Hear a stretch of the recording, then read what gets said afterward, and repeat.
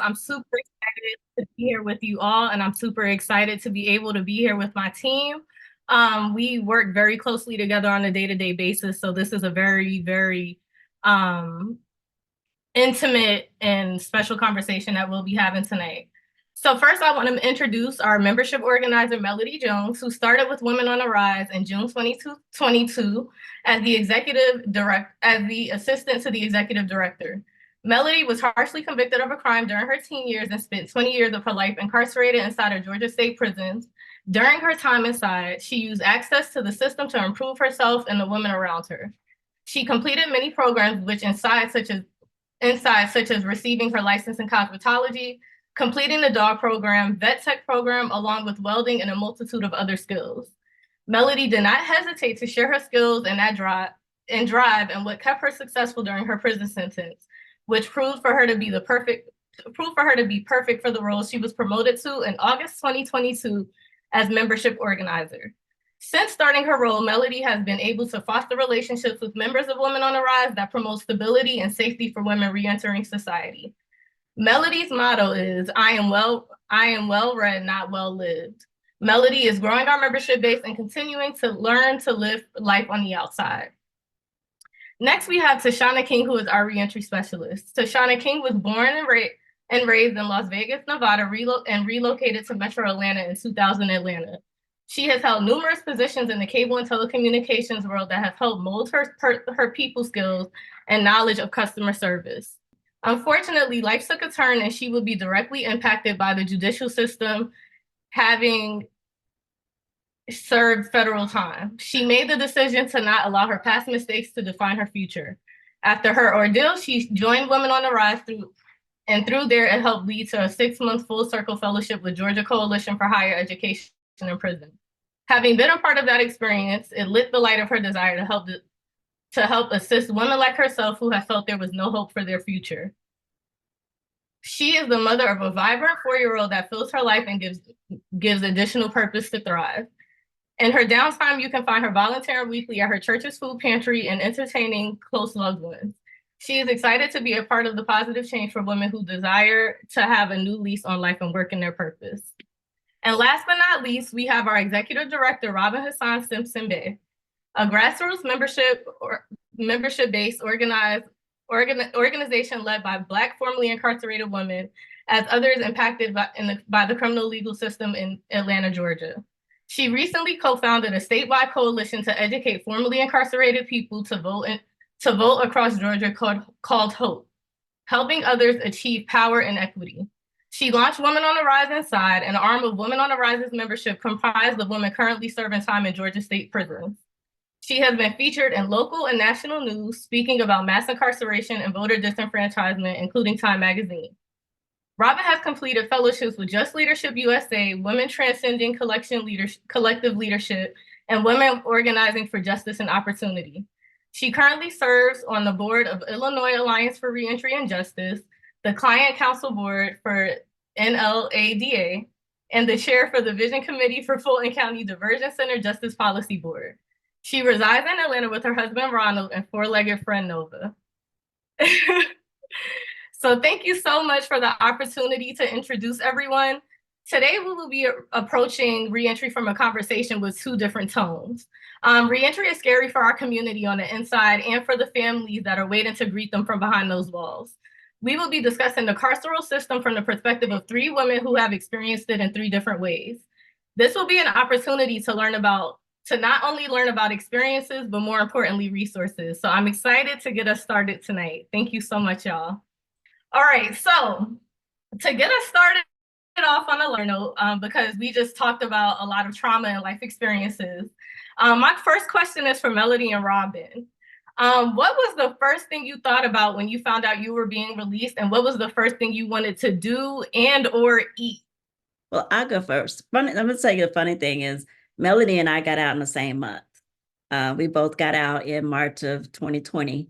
But I think the thing that I was really excited about was information. Like we were just so cut off from the world, and all I wanted was just information. I really couldn't wait to get to a computer, I couldn't wait to get the cell phone in my hand and just learn different things. And I don't think I slept for the first 3 months because I was too busy looking up stuff and trying to take it all in and really trying to make up for the time, the 10 years that I spent, inside. I think I was really just trying to make up for that time, knowing I couldn't, but that's what I was really focused on.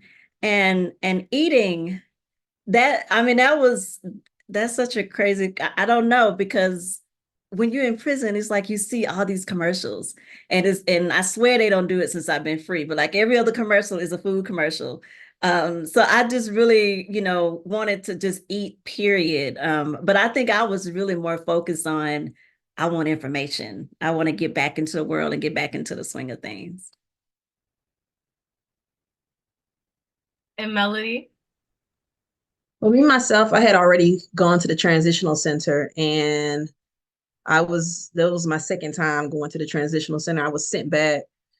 But my main thing, to keep it on a lighter note, the first thing that I felt was it wasn't real. The second thing, what I wanted to do, was just go home. I had already been home on passes. Unfortunately, they don't do that anymore here in Georgia. For the transitional centers, they don't have home passes for the weekend. So my first pass was my first big going home, take a bath, and just cook, hug the stove and cook. I hadn't seen a stove in so long. It was 20 years. So just cook for my family. That was it. Thank you. Thank you. Okay, so to kind of shift gears a little bit. So we talked about food, wanting to eat and wanting to cook. I totally understand that, and I can personally attest to that. So I'm grateful. Thank y'all. Thank y'all. Um, on a different note, what was an issue upon release that surprised you? That was something from what you heard inside prison. So what was something that you guys were surprised about, that you heard about, and you just knew, like, oh yeah, I'm gonna do this? I think one issue that we had, both Melanie and I had, is we came out when COVID was starting. So it was a lot of things that we were told that we could get. So when we actually thought, well, maybe because it's COVID, but continuing to do this work, we've learned that no, it's just that's the information we got inside prison was not correct. Like food stamps is the number one thing I remember, because when you in reentry, and the funny thing is we both taught reentry, we were telling people you get food stamps the first day you get out. And that's not true. It took me a good 2 to 3 weeks to get a food stamp card to be able to get food. And I think that I was told things such as, you can go get bonded and get a job and they'll take you because you're bonded. That's not true. So I think it's just a lot of things we were taught in reentry that really surprised me about that wasn't really true once we got out. And, that was my plan. I had written down my plan based off of the information that we were told. So I think that's another reason why I was so, geared up to get information when I got out, because I wanted true information. For me, it was I cannot use that little state ID. They said once you get out, you can use that ID for 30 days or however long, and you can go anywhere. And they were like, anywhere I went to open up a bank account to try to get my card, they were saying, no, you need a real state ID. That was one of the things that had me outraged. Thank y'all. Thank y'all for sharing. Okay, so both of you, which is kind of a little different from Tishanna, and I'm excited to bring her into the fold as well. But I do have a couple of more questions for y'all. So upon release, where did you all go? I know that you all had a couple of different experiences, so I'm excited for y'all to share. Well, me, I was fortunate enough to still have my little sister. I went home with her. Where she said, well, you don't have to pay any bills or anything like that. So I was very, very fortunate. Now doing this work, I see that a lot of people don't have that option to be able to go and feel free and work and figure things out. So I was very fortunate to be able to do that. And that's where I went, straight home to my family. And I was fortunate enough to have that. The reason I wanted Pooh to go first, because I had a very different situation. I was let out of prison early, actually 2 years early. I did 10 years in state, and I was supposed to go do 2 years federal. And I got out, fortunately, but the conditions of me getting out after doing 10 days in federal was that I couldn't leave the state of Georgia. And I had to have, of course, housing. Well, I don't have any family here in Georgia. So I was left with the situation of, well, it was a Tuesday. You have Friday to find somewhere to go, or, I had to go back to prison. And so I reached out to all the little cards and information that I got while I was in prison, and none of it was panning out. Places were closed down, or places that were open, shelters and things like that. They weren't taking anybody because it was COVID. And so they didn't want to bring anybody, especially somebody from prison, in. So I reached out. I got a card I'll never forget from Angel Muhammad while I was in prison in lockdown. She gave me this card, and what I did was I saw it and I called it. It was Marilyn Wynn's card. And I called her, and she and I just talked for so long. And I just opened up to her, like, I just came from prison. I'm going to go back to prison if I don't have nowhere to go. So she used her connections and got me inside the at Salvation Army, which was a shelter. But at that point, I didn't care. I was still free. And the thing is that really got me is like 10 years while I was inside, all I dreamed about was freedom. And then I got it. And then it was just so difficult, to think I went from, prison to a homeless shelter. And I still had rules I had to abide by, bedtimes, wake up times. But I still I'm not gonna let this get me down. I'm not gonna let this deter me from doing what I need to do. So what I did was I stayed there until I was actually able to find a room to rent. And then I got a room to rent, which was in someone's basement. And I actually stayed there, started working with Marilyn at Women on the Rise. And it just took off from there. I got blessed because Pooh was moving. And she's like, hey, friend, do you want my apartment? I'm leaving. And I'm like, sure. So I was able to Pooh got me out the basement. I tell everybody who got me out the basement.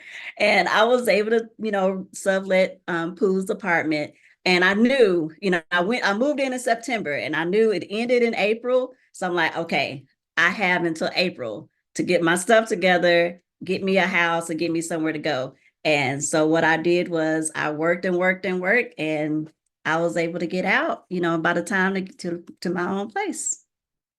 Awesome. Thank you so much. And also, I just want to let the audience know, Pooh is also Melody, our our membership organizer. That is our term of endearment. If you know Pooh out at City Council with me and out dealing with our members, that is Pooh, aka Melody. Thank you for allowing me to clarify that. But to also continue on a lighter note, what did you all look forward to doing with your family after many years of being separated? Well, me, I really wanted to go shopping, buy my niece and nephew whatever they wanted. And my little sister, I went in, she was 14. I get out, I think she's like 35. And I wanted to just be able to buy her something for the first time and play a board game with my niece. And if anybody has ever seen my Facebook page, she's 7 and I'm playing Candyland with her, and I was not giving her any breaks or any cuts. I'm taking all the money from a 7-year-old. So that was my thing, just quality time. It was COVID, and it was just the right time to have quality time with your family and just be inside. We were all inside and just getting used to each other.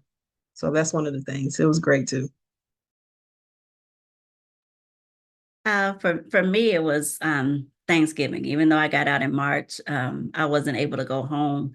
Like I stated before, but I was really looking forward to Thanksgiving because that was my family's time of when everybody came together, no matter what, to my parents' house, and we ate a big meal. I remember inside I used to avoid calling home because I didn't want to, hear what they're eating, and knowing that we all was getting together, probably making a tuna log, and and they're talking about having Thanksgiving. So that's the one thing I was really looking forward to, was going back to our Thanksgiving dinners. Thank y'all. Thank y'all. So to shift gears a little bit, I want to get Shauna into the fold, our reentry specialist and resource queen, one of our resource queens. So once you're inside the shelter, what can you do to, oh, I'm sorry. Can you give us some resources for men and women if they have to go into a shelter upon release from prison or jail? So, with our clients, we typically have to deal with that. Do you mind sharing with us all the steps that you take that need to be taken upon entering the shelter? Sure. So, as most of us all know, there's more resources for men than it is women. So if you are a woman that is getting out of prison, um, the shelter that I would start with would be Restoration House. Restoration House is a new shelter that they revamped. It was Atlanta Mission, and now it's called Restoration House. That's been built. It serves as an emergency shelter. You have 30 days to go to that shelter. So that would be the shelter I would first go to, because Salvation Army, although they have the beds that's there, there's different organizations that rent out the beds, and the stipulations to get in is it's a little bit more harder to get into Salvation Army because of programming. But Restoration House would be my first stop if I was a female going.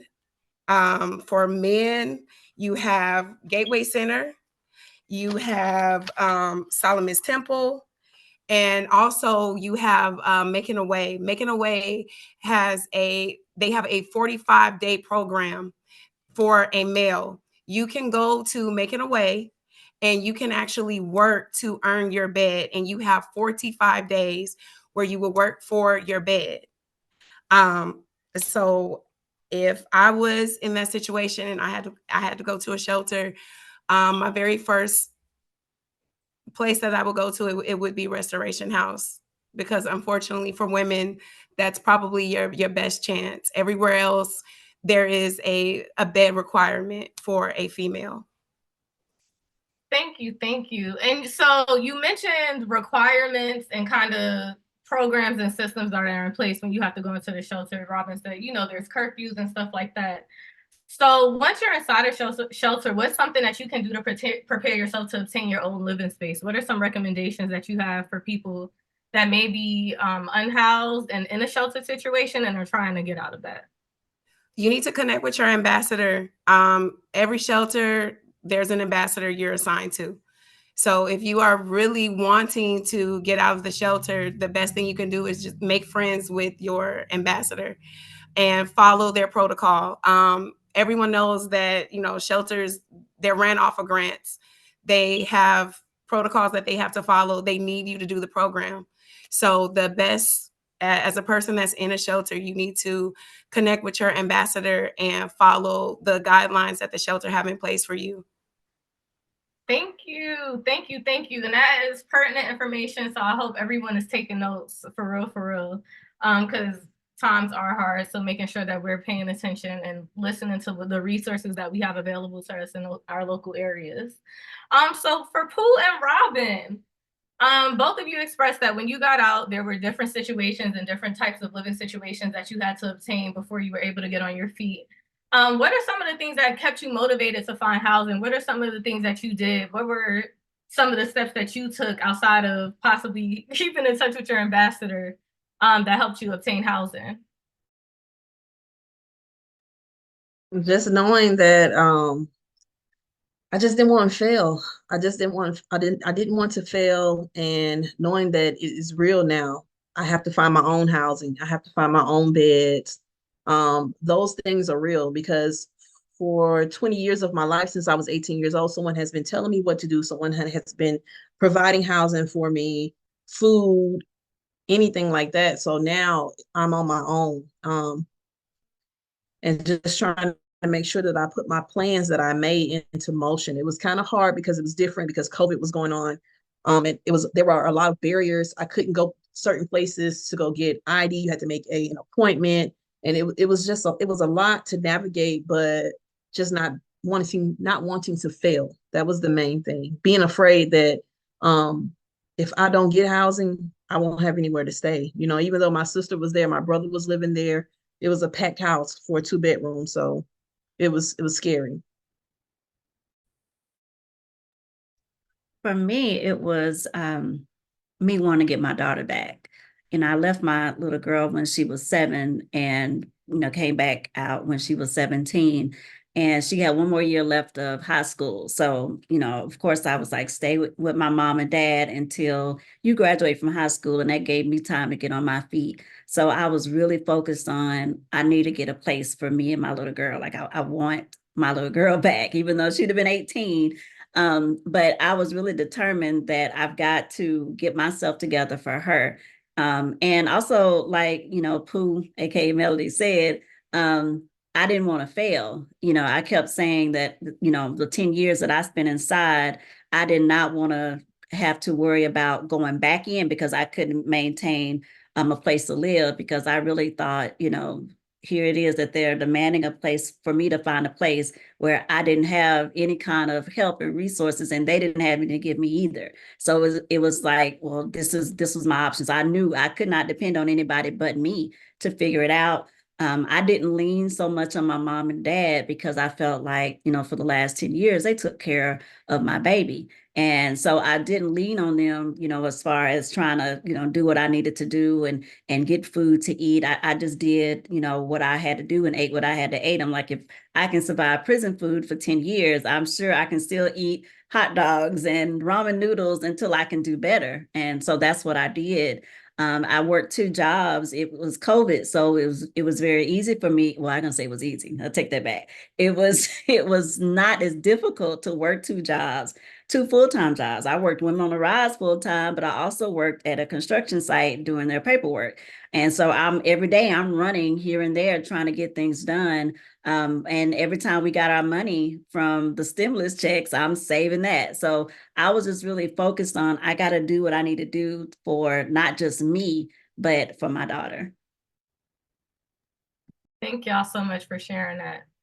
So up next, I got a quick question for Pooh, because you talked about the fact that you had to serve some time and you went in when you were 18.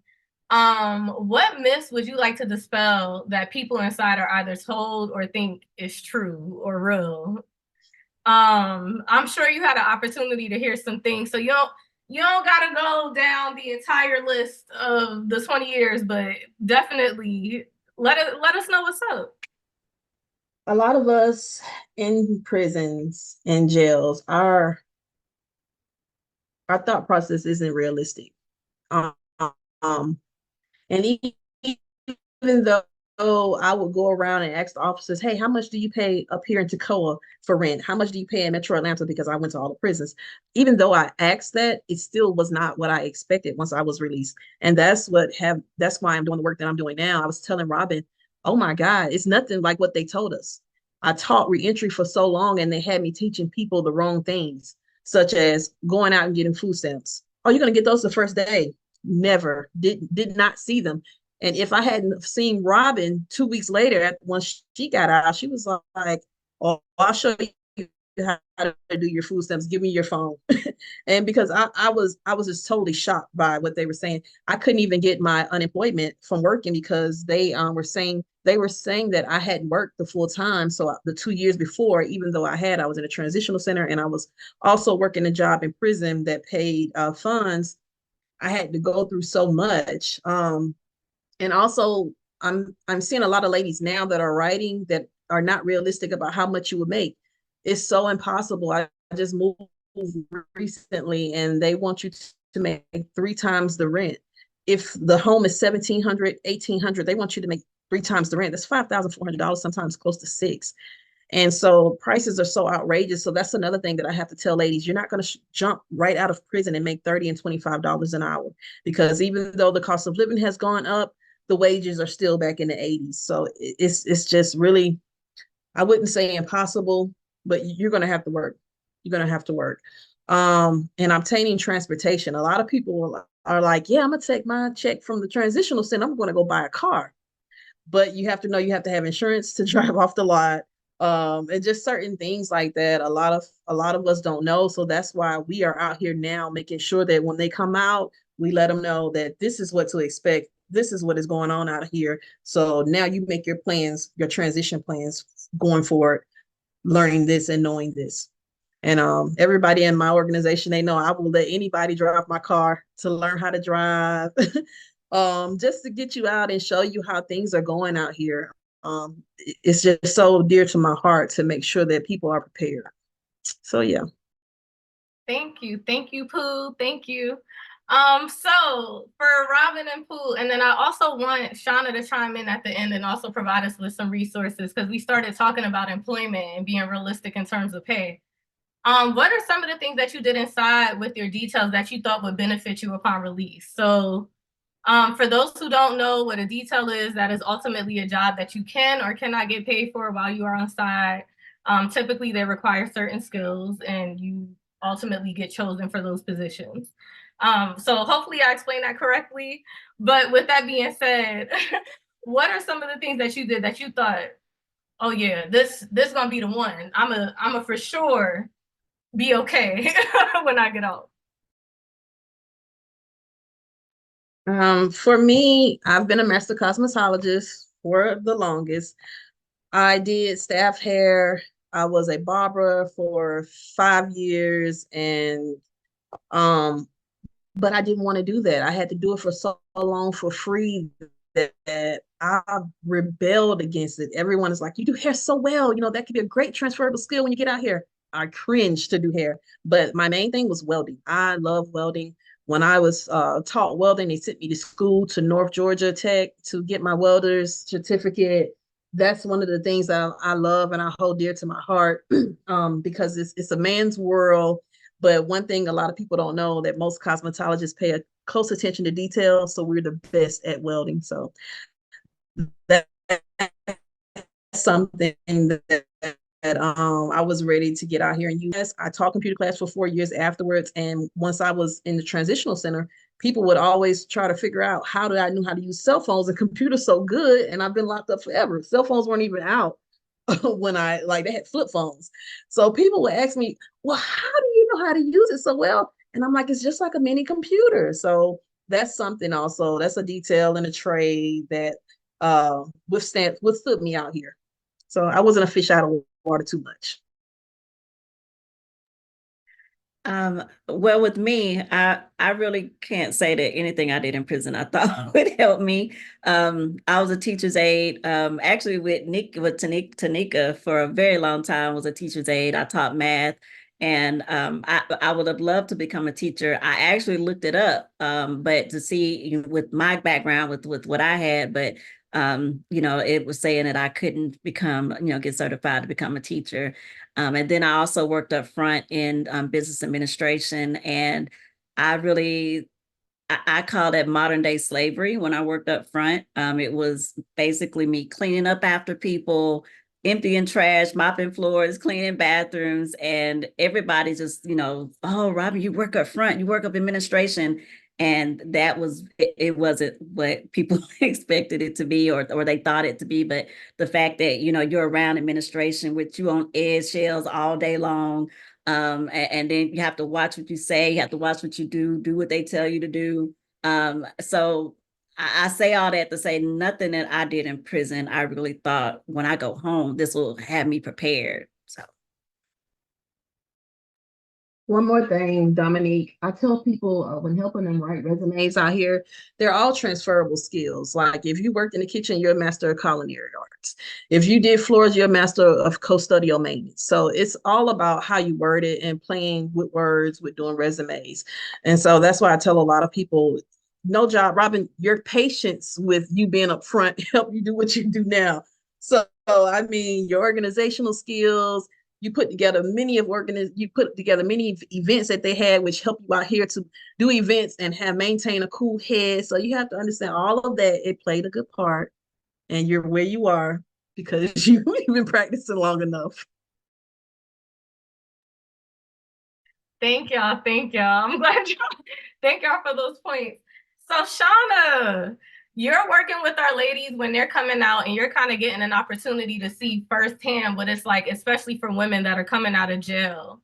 What are some resources that you know of, possibly some options in regards to what can be done in regards to employment when people are coming out? Yes. So there are a few staffing agencies that have been very valuable First Step Staffing Agency. So with that agency, when you go there, you are almost guaranteed a job. They'll give you some training. They take you through like an interview process, and then you can get employment right away with First Step Staffing Agency. Integrity Staffing, Surge Staffing, People Ready. Those are some staffing agencies that will place you even with a background. I also would recommend Goodwill for training if there's some trades or interview skills that you need to brush up on. If you were incarcerated and maybe you did not do a detail and you need to learn a trade, Atlanta Technical College, they have a lot of dual programs that you can do. So they actually have a barber and GED program that you can enter in. Since Pooh was talking about hair, it made me think about that. So those are some resources that one could do immediately fresh out looking for work or looking to learn a new trade. Oh, and you get your CDL with Atlanta Technical College too. They have CDL, forklift, and barber. Those are 3 trades. No, you just taught me a lot too. So thank you so much for sharing with that. And hopefully once the recording goes out, y'all are able to rewind on this part and get all the information and resources that you need, because that was really great. And then the other thing that we just wanted to note, that when in the event that you do have to talk about your conviction, talk about the 7 years. I think Pooh wanted to mention that in regards to the 7 years post-conviction. Okay, so Women on the Rise, we're the ones that push the ban the box. But what a lot of people, when I got out and I started reading the application, and when I read it, it said, "Have you been convicted of a felony in the past 7 years?" And I was like, "Hey, that's not supposed to be on here." But you really have to read the question. So the question is stating, "Have you been convicted within 7 years?" Even though I was released in 2000.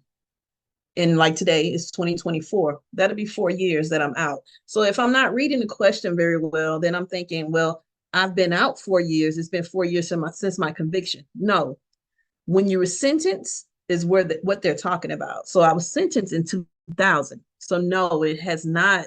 I have not had a conviction within 7 years. So I will put on my application no. Unfortunately, if you have just gotten out of county jail and you were convicted then unfortunately that does apply to you. But the ban the box makes it where within those 7 years, if you have not been convicted of a felony or misdemeanor or whatever, then you can put no honestly on your application. So that's one thing, reading and understanding what you're reading. And I try to make sure that a lot of our ladies that are coming out now understand that and they're able to navigate an application. So yeah, that's one of the things. Thank you. And can one of you, Shauna or Pooh, can you speak on the peer specialist and forensic specialist certifications that we've been looking into our people doing and we're getting done ourselves? Congratulations. You can do peer specialist, Shauna. I do forensics. Okay, so peer specialist, what peer specialist is it's your peer that have lived experience. So with Georgia Mental Health Consumer Network, they have a course that you are able to complete and you can get certified. You do have to go through an interview process. It's a 2-part. So you would do your application part of it, and then you go through an interview process. And basically, they want to know your lived experience. It's either going to be from mental health or substance abuse. I feel like a lot of times as incarcerated people, the whole mental health diagnosis is really hard for people to grasp, but PTSD is very real with formerly incarcerated people. So I think mostly everyone who's been incarcerated have dealt with some type of PTSD. So that would make you a good candidate for a peer specialist. The beautiful thing is a lot of our members, they have the option to interview for a peer specialist. And if you are chosen, Women on the Rise will sponsor you with being a peer specialist. And you can take that and you can use peer specialists in the prison, in the jails. Anywhere that is dealing with any type of substance abuse or mental health type of organizations, you can use that certification with being a peer specialist. Well, I have been certified for almost going on a whole year now. Unfortunately, you cannot do forensics until you do certified peer specialist. Forensics means the study of criminal behavior. Once you finish and complete certified peer specialist, you can go on and do the next class, which is forensics. That allows me to enter any prison in the state of Georgia and do peer-to-peer counseling, transition plans, or anything like that with women or men in the state of Georgia. Also,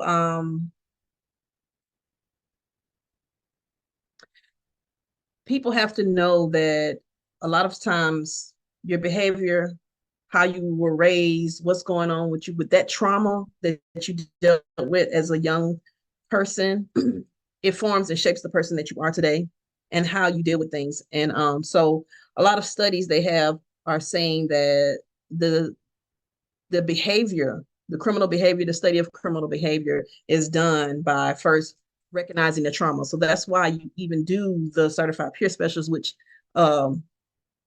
it basically focuses on the mental health. Because to treat one person, you have to treat the whole thing, not just the physical, not just the outside, not just, you have to treat the trauma, the child inside, and whatever happened that makes that person see things in that vision or in that scope.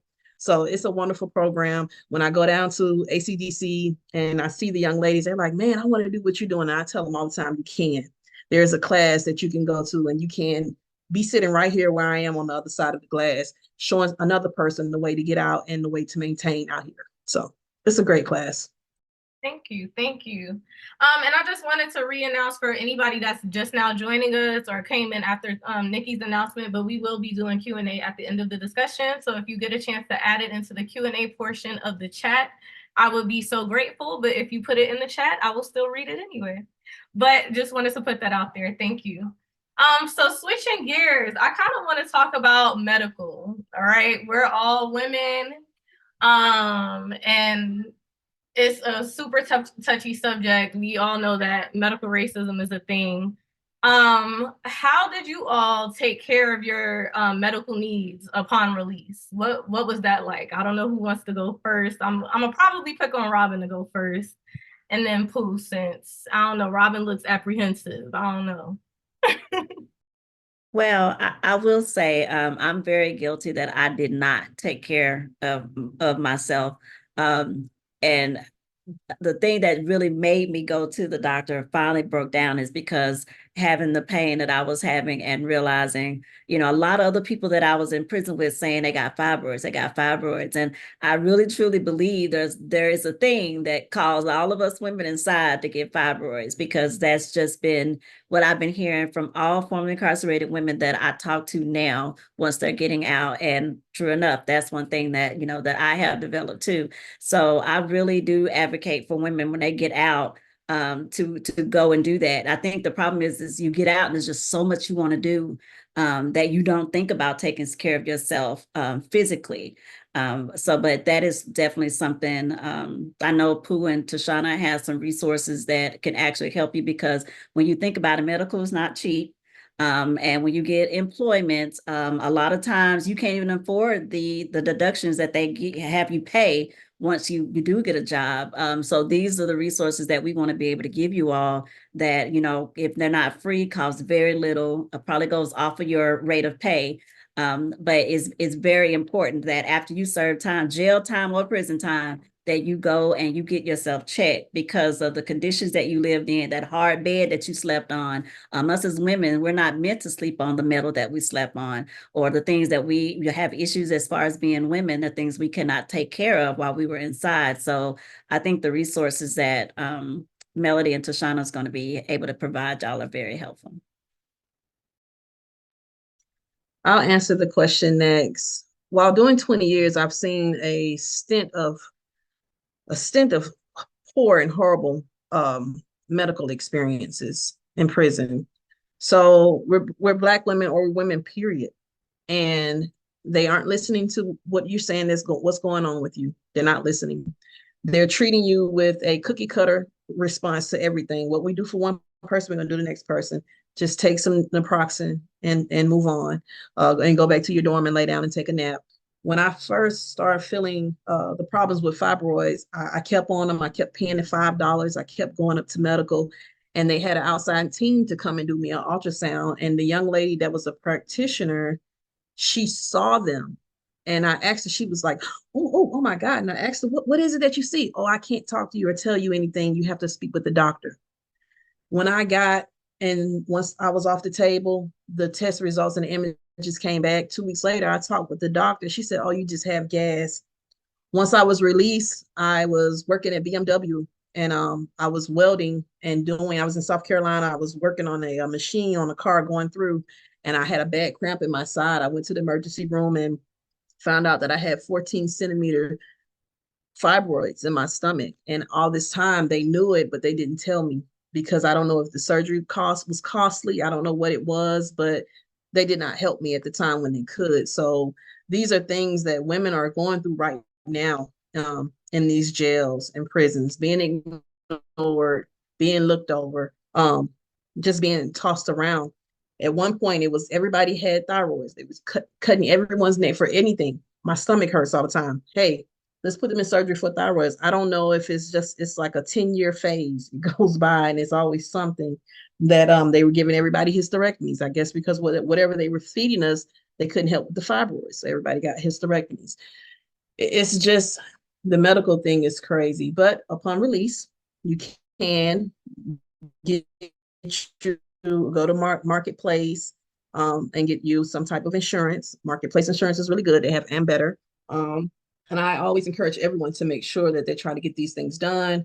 They have a stipend card that you can use every month. So medical is a really big concern for me when it comes to medical attention is a big concern to me when it comes to women coming out of prison.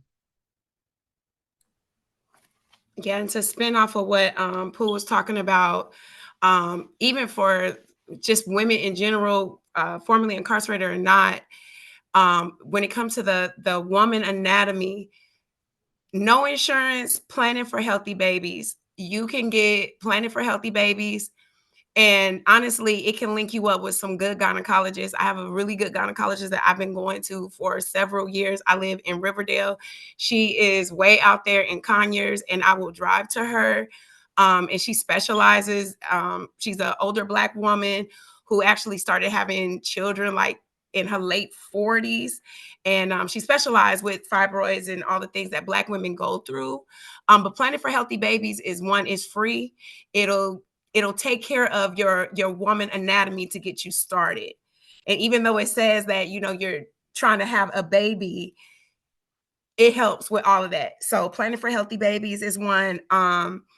Also, Good Samaritan.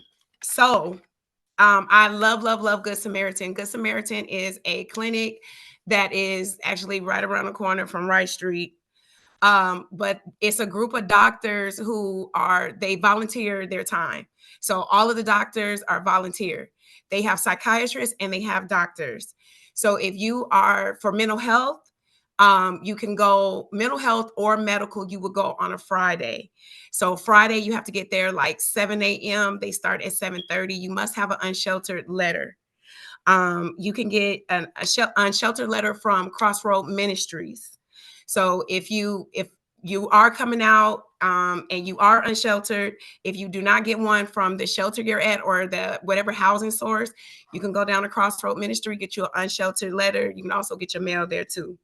And then you could take that to Good Samaritan, and Good Samaritan will do a complete physical on you, and they do dentistry. Now, dentists, even with people who have a job, dentistry is hard. But they do dentistry, and they also do your medical there and mental health. You can get mental health medication within 1 to 2 appointments. And when you get your physical, you can get medication within like that same week. They're really true to their Good Sam motto. You have Mercy Care and you have Grady. I'm not going to say Mercy Care used to be the source. But probably just with the need and demand of healthcare is not what it used to be. I've literally taken a client there at 6:30 in the morning and they only seen 10 people.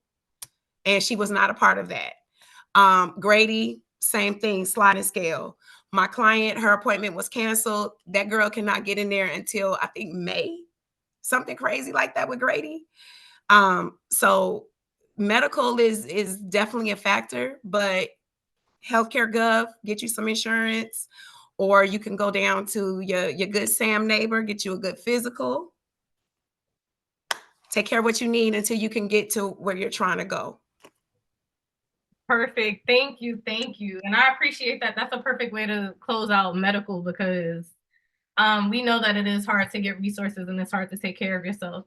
So the next thing I just want to touch on real quick, because I know that it's something that's typically not a major issue, but what are some recommendations that you all have for how for clothing?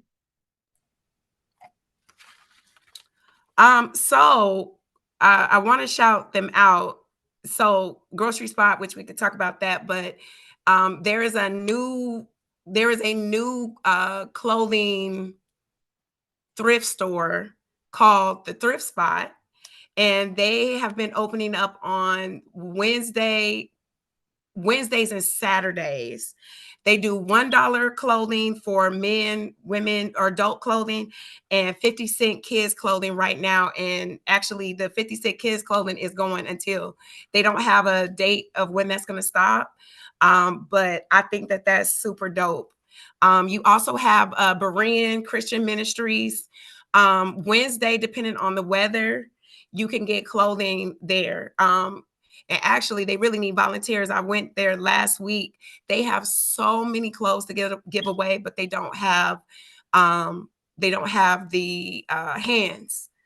So if any of y'all on here and y'all want to volunteer, go to Helping Hands of Atlanta and look for Berean Church. They have plenty of clothes to give away to the community, but they do not have the hands to help with clothing. And I was going to say also the churches and organizations and also Women on the Rise. We have clothes also.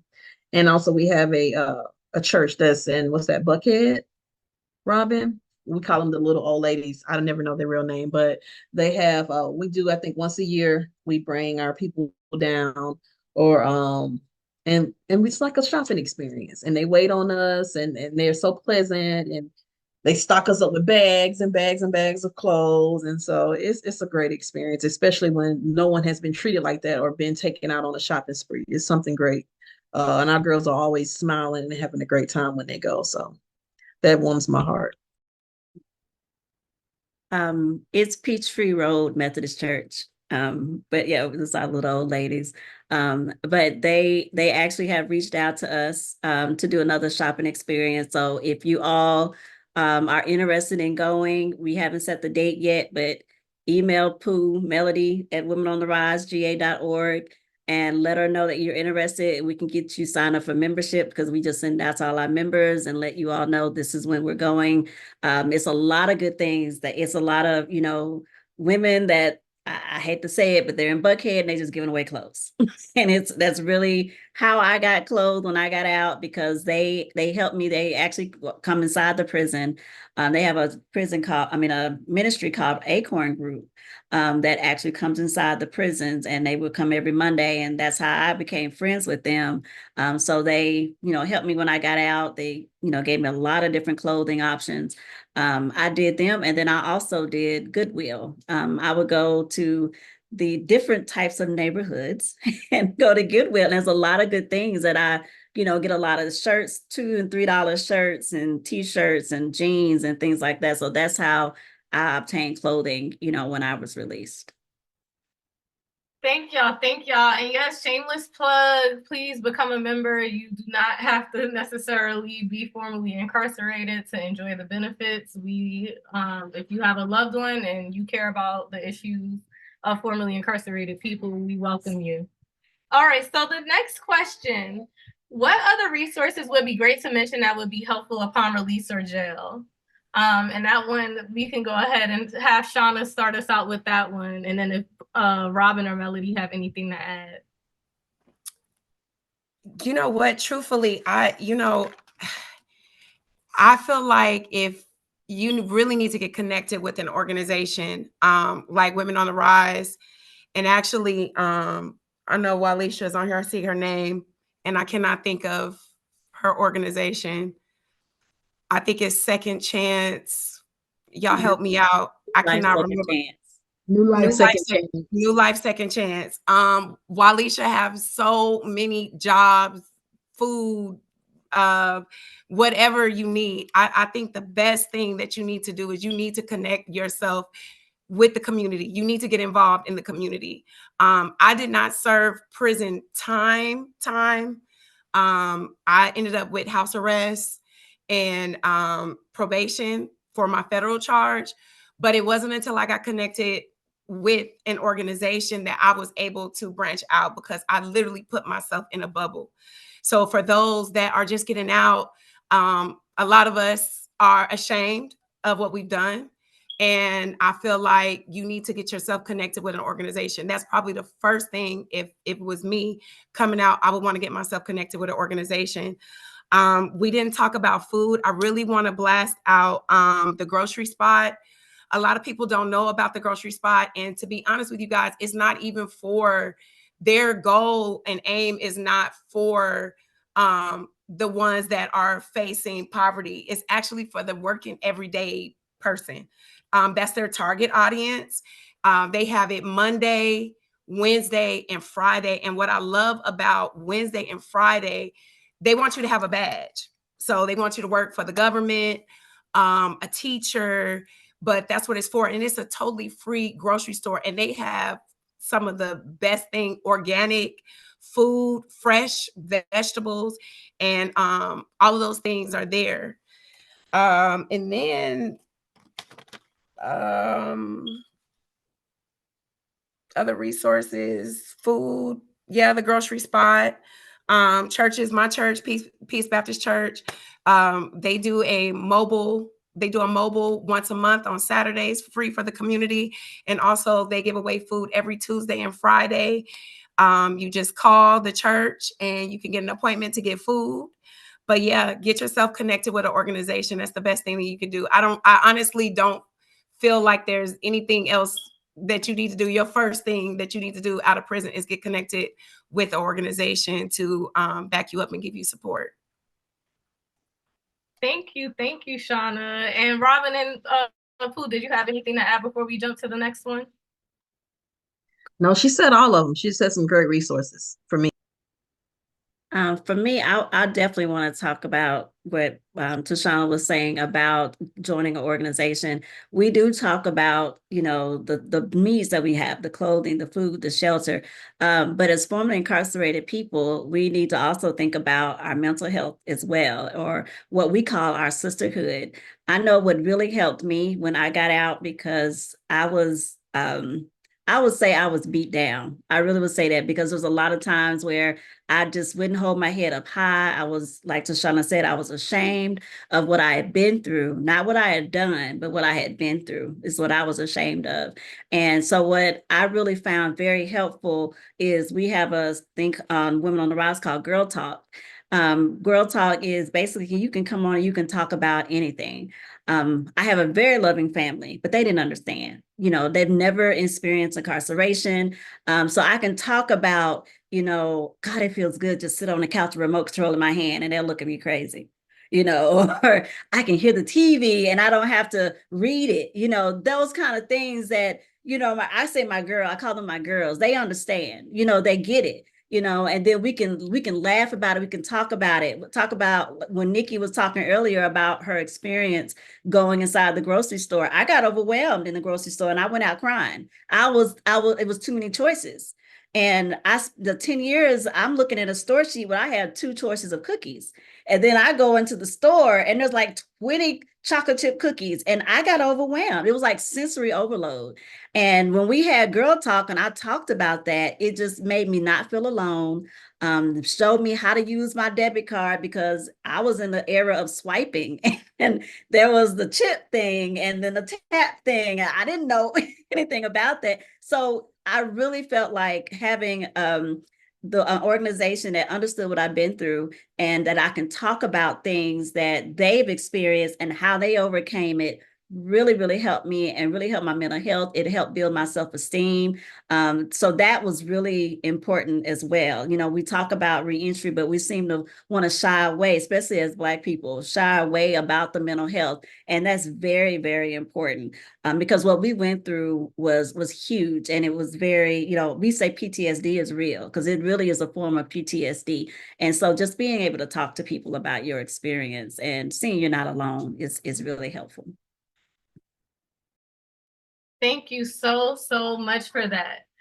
So last but not least, I know we're running short on time and I want to leave some space for Q&As, and I'm also trying to answer them in the chat. One of the biggest problems, not only, so everyone I won't say everyone, but one of the biggest issues that's going on in America right now is housing. And one of the biggest things that people upon release have to face is housing. We talked about just some different experiences, what that looked like. So that may be living with family or going into a shelter. And we know that it's extremely difficult for people that aren't impacted. So we can imagine with a background what that may look like.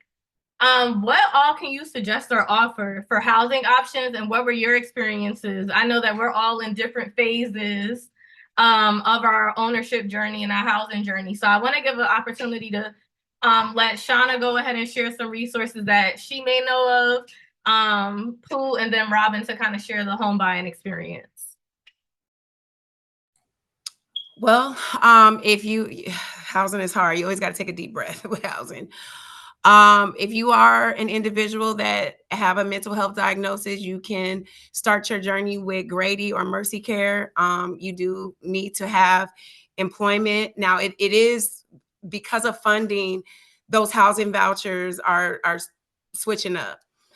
So they do like for you to have some type of employment, but you cannot make a lot of money. So you can go the route of Grady and Mercy Care if you have a mental health diagnosis to obtain a voucher. But Georgia Community Affairs, Georgia DCA, so Department of Community Affairs, Georgia, they have a housing choice voucher program that is open up once a year. You can mark your calendars for this because I do have a client that was awarded this voucher. It opens up October the 17th. So October the 17th. So you would want to go to their website and you would want to look out for that. So Georgia Community Affairs, and it's open to anybody. Anybody can sign up. It is a wait list, but I did have a client that was successful and she was able to receive a voucher through Georgia Community. Also, my clients have been utilizing PadSplit. They've been utilizing PadSplit. Some of them do background checks. There's others that do not do background checks, but they've been utilizing PadSplit and being able to stay in and what PadSplit is where you are basically renting out a room out of somebody's home. And they vary from different prices from $85 a week up to $200 a week with PadSplit. Also, I did bring up Making a Way. Making a Way is a semi-permanent housing option. So for the females, you can go to Making a Way when they have bed availabilities, and you can rent a half of the apartment from Making a Way. So you'd have your own room, you would share the common areas, and that's affordable living for $580, and it's also sober living. So I mean, housing it's rough. It's rough for us all, and we need more housing. Thank you. How about you, Pooh? Just with the apartment experience, we heard you were able to, share some of your blessing with Robyn at some point in you all's journey. So how were you able to put yourself in that situation, or what was something that you did? Well, that situation, it was COVID. Everybody was moving out of apartments. They were losing their places. And I was just so fortunate to find somewhere that was $1,000. $1,050 at that time. 2 bedrooms. Now things are outrageous. I'm telling people now, and so happened we just finished our What to Expect booklet, and I was writing it down the other day about that with the housing. You know, I heard someone say the other day, I can just go and make check stubs. I said, oh no, darling, they don't do that anymore. You have to now link your account or your ADP to Plaid, My Paychecks, or something like that, or your bank account. There's no more doing or getting around any type of system. Things, you have to have a dual household, 2 or 3 people, to be able to survive out here when it comes to trying to, the interest rates made all the rents so high. Everything has just property taxes, and people are, it's just price gouging. It's insane out here. It's insane. And so when I'm telling people this, they're like, "Oh, you're right." Until they get out here and they start searching and they're looking, and then they're calling me back like, "Hey, no, this is not going to work." I've seen some. I don't even think the worst apartments are high. The worst, in the worst areas, they're high. So it's we try to find our ladies jobs with jobs that offer livable wages, to make sure that they're able to be able to try to get out here in this rat race and sustain and keep their head above water. And I always recommend working a second job. I always recommend, doing some work from home. I had a platform at one time where I allowed people to work on my platform and work from home. And I was just thinking about the other day starting that, because it's so many people. Once you come out of prison for a long time, you have, not only you're struggling with PTSD, but also being in crowds of people. And so sometimes that can make working in a factory or working somewhere around a lot of people very stressful. And I tell people, I still have that problem today with going out, being around a lot of people, or a lot going on at one time. So, and it's been 4 years for me. But with counseling and therapy, that helps me. But I know when I see the fright in someone's eyes when they're just getting out and they're looking at everything and they're trying to make sure. And I tell people, I'm trying to make sure that my face looks right. I'm trying to make sure that I'm not looking like a fish out of water. I'm trying to make sure I remember everything I'm supposed to be doing. So I know the look on people's face when they're getting out. Sometimes I can walk up to someone, you must just got out. And they're like, how do you know? I'm like, I have to look too. So trying to make sure that people can do remote work from home, to be able to help them to try and get themselves together before they go out into a big crowd and opening people. And so it's just about trying to get livable wages, using your transferable skills. And that's what Women on the Rise helps with. We help with getting livable wages, resume writing, job readiness. We're about to have our second chance. What is it, April the 9th? We're about to have our second chance job fair. And so we help a lot of women get their first email account, showing them how to log in and do different things. And so it's just being with the organization, as Tishanna said, is something that can help you not feel alone, as Robyn said, with our groups that we do monthly, not feel alone, and also be able to know you're not the only one, and it's other people out here struggling with this, and we're going to make it all right for you. We're going to all band together and have a sisterhood, and we're going to let you know, we're going to help you and walk with you along the way. So let me get off my soapbox. I'm going. Thank you so much, Pooh. And last but not least, we have a few minutes left, so I want to go ahead and make sure we get this going. But last but not least, Robyn, do you mind sharing with us the homeowner experience, and what that looked like for you and what that journey was like? Okay. Well, I already told a part of it when I was, subletting Pooh's apartment, and I knew I had a time frame.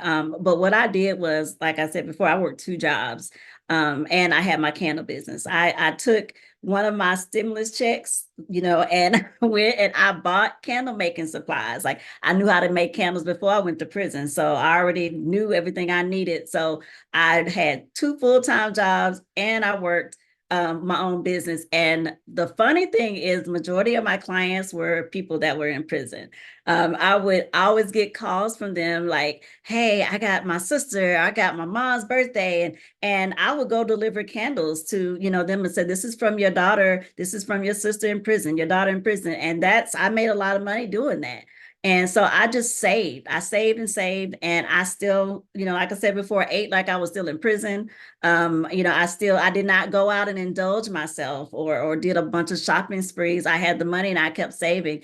And within a year and a half of me being out of prison, I owned a home. I will say another thing is do not listen to people who tell you you can't do it. I had so many people say, you've only been out of prison a year and a half. There's no way they're going to, approve you. But me working the 2 jobs and hustling and doing all the things I need to do, all I had to do was give them a letter saying where I was the last 10 years of my life. And they saw that I was working, show them check stubs. My credit was basically wiped clean because I was gone for 10 years. So my only problem was getting credit. So I went and bought the prepaid debit cards, and I would put money on those cards and use that for my groceries. I used one for my gas and just paid it off every month, and so that built up my credit so fast. I went out and bought me a car because I had to get around, and paying on that car got me a little Nissan Versa. And that was like $300 a month. I'm like, okay, that's good. So, and then my insurance was hardly anything because, like, once again, I've been gone for 10 years. So I think that 10 years wiping my credit clean, then me having to build my credit up. That was what I did, and I just worked, and I was able to get the down payment up to, buy me a home. I got approved for $300,000 within a year and a half of being out of prison. And I couldn't believe it. And I was like, pooh, I kept saying something's going to go wrong. I know it. And I did have a bump. I had somebody who used my credit while I was gone, and I had a student loan on there. So I had to dip into my money and pay that off. But it was okay. It didn't stop me. I was like, well, that's okay. I just have to put my refrigerator that I wanted on hold, or I have to do this and just do what I can do. And yeah, I moved into the house, and, she was there with me a long time. Otherwise, girl, let me show you Ross. Let me show you Marshall's. And I just stocked up on spending $10 on a vase or $5 on some dishes. And that's how I got stuff in the house that I purchased. And I can't tell y'all the feeling that it felt to be able to walk into your house after trauma with men in my life, putting you out and saying, this is mine. And can't nobody tell me anything. I earned it on my own. I worked hard for it. And this was something that I acquired on my own. So that felt really good after doing all the time I did in prison and all the hard work and being exhausted. That's what paid off. So that's what I did to become a homeowner a year and a half after prison. Talk about grinding it out. Thank y'all so much for sharing everything this evening. I'm grateful for the opportunity to continue to work in these spaces with y'all and to work with y'all just as closely as we do, literally improving the lives of women in Georgia on a daily basis. So thank you so much. I just wanted to give a couple of questions. We have 2 questions that went unanswered in the chat. The first question is, I'm sitting with a peer who came home after 35 years. They want to know how to navigate life with family. Right. So that's a deep one. I want to give y'all a chance in a second to think about it. But yes, how to navigate life with family and what does that look like? Okay.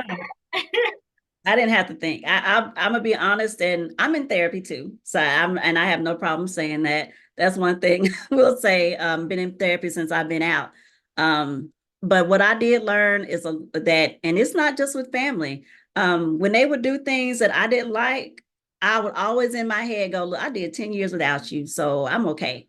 And I realized I can't do that. And I wanted to avoid conflict. I didn't want any negativity around me. I didn't want anything bad. It's like I just felt like I missed out too much out of life, and I'm not going to go back to being miserable.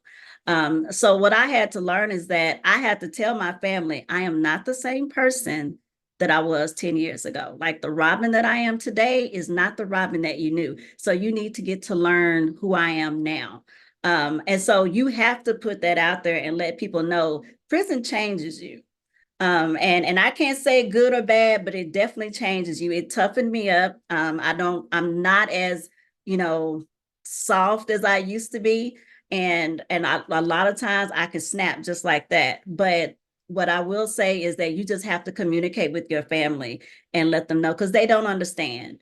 And as close as I am with my family, they did the little whispering that, got back to me, Robyn ain't the same, prison changed her. Well, damn right, it changed me. I don't know anybody who would do a year in prison, let alone 10 years, and it not change them.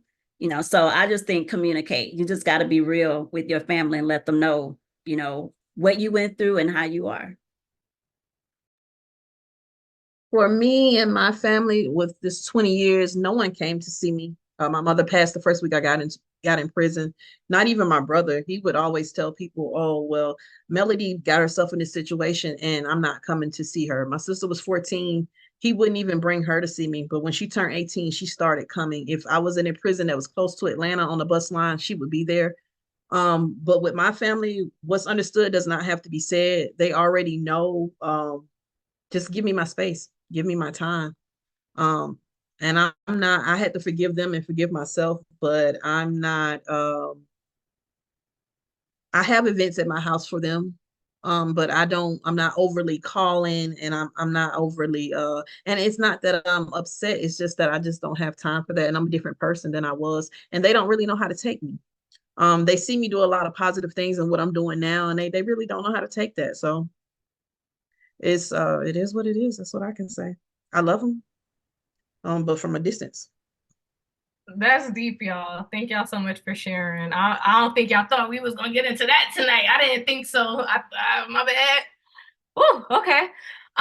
So switching gears a little bit, and then we have a couple more questions. So someone said Melody touched on it some, but can anyone speak on some of the soft skills in which employers may value from coming out of your incarceration experience?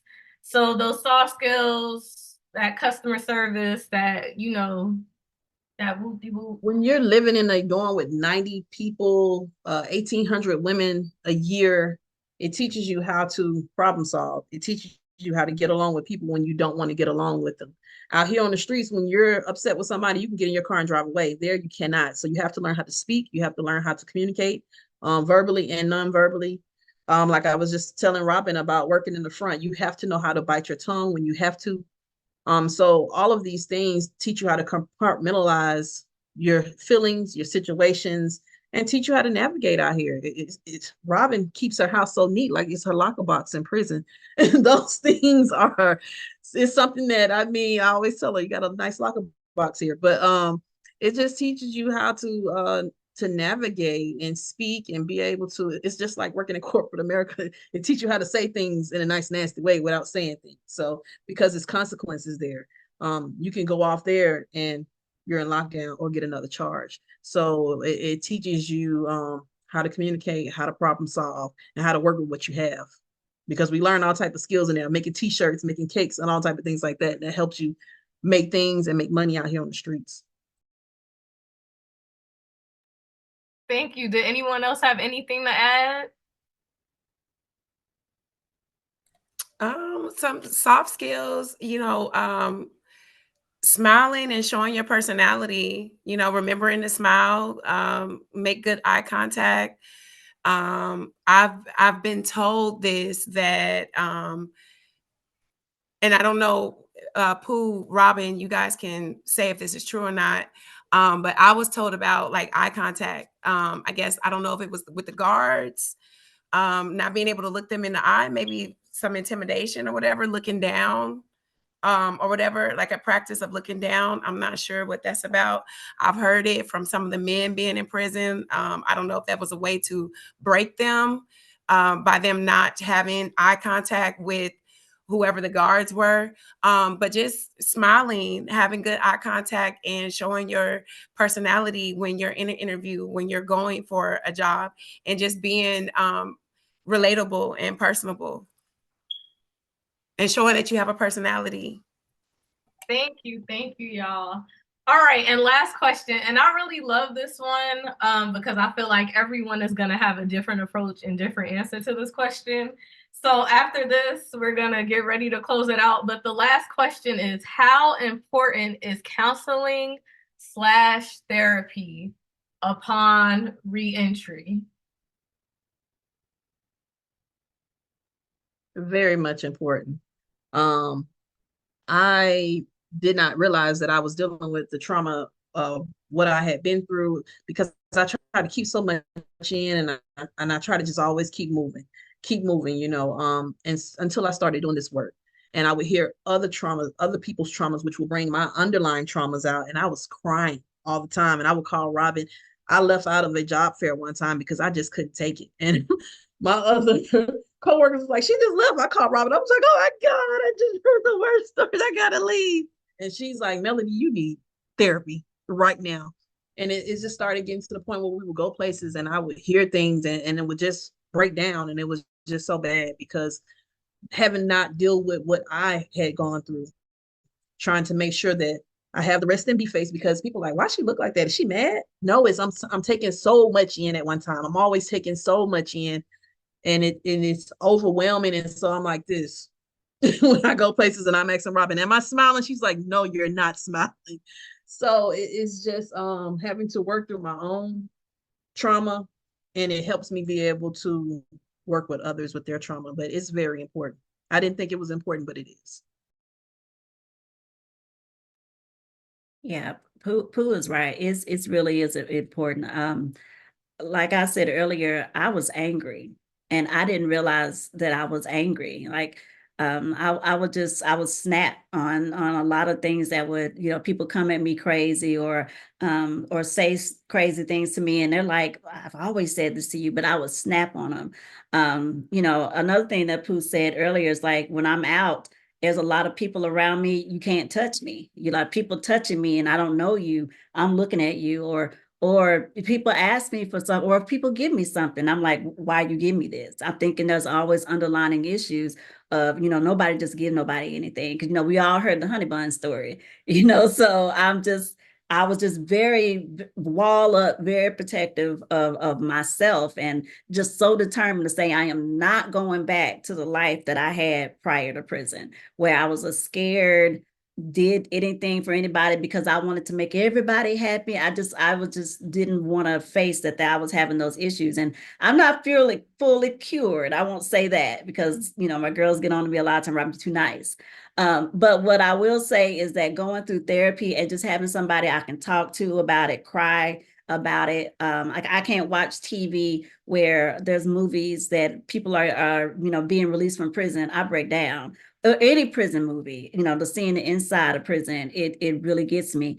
I know I went to Alcatraz the second year I got out of prison, and that was not a good thing because I had to go off from the group and I'm just boohoo crying and calling my mom and just like, I don't know what I was thinking. It looked like SMU for those who've been to Alto. It looked like, SMU where, you locked up, looked like it was really Alcatraz. And it was just really scary for me. And I've just sort of had a panic attack in there. Like I had to get out of that prison.